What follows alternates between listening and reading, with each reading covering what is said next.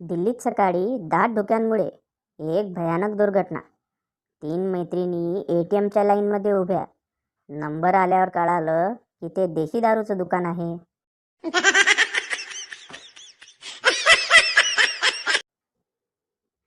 तुझ्या प्रेमाच्या सावलीनं मी इतका तहानलेला झालो.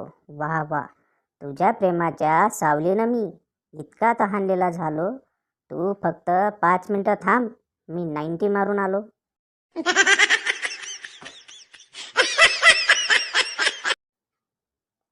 ऑनलाईन भांडणात तोच जिंकतो ज्याचा टायपिंगचा स्पीड जास्त असतो.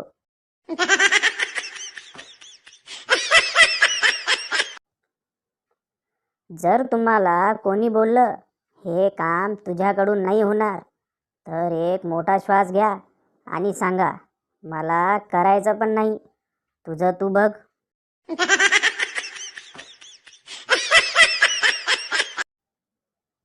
बायको, तुम्ही गोव्याला जाताना मला का घेऊन जात नाही? नवरा, अगं पागल, हॉटेलमध्ये जाताना कोणी डबा घेऊन जातं का?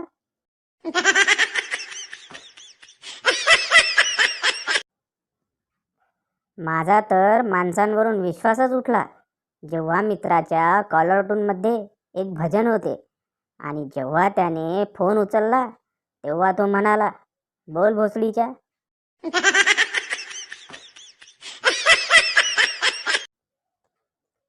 एका रात्री सामसूम रस्त्यावर मुलगा आणि मुलगी दोघेही बाईकवरून जात होते. मुलाने बाईक थांबवली, मुलीला उतरवले, तिचा हात पकडला न मुलगी लाजली. मुलगा म्हणाला, चल धक्का मार, पेट्रोल संपले.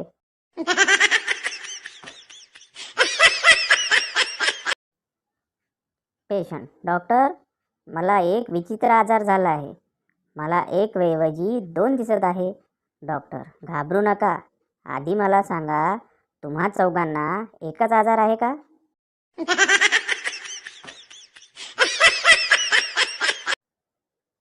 पत्रिका मुलाची आणि मुलीची नव्हे, तर सासू आणि सुनेची जुळली पाहिजे.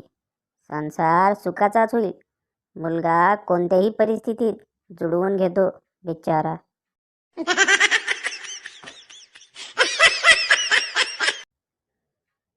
मुलगा त्याच्या गर्लफ्रेंडला प्रेमाने समजवत होता. मुलगा, डार्लिंग, आपल्या लफड्याबद्दल कोणालाच नको सांगू. मुलगी, तुझ्या बहिणीला तर जरूर सांगेन. मुलगा, अरे तिला कशाला? मुलगी, शहाणी बोलायची, कोणी हरामीच असेल जो तुझ्यावर प्रेम करेल.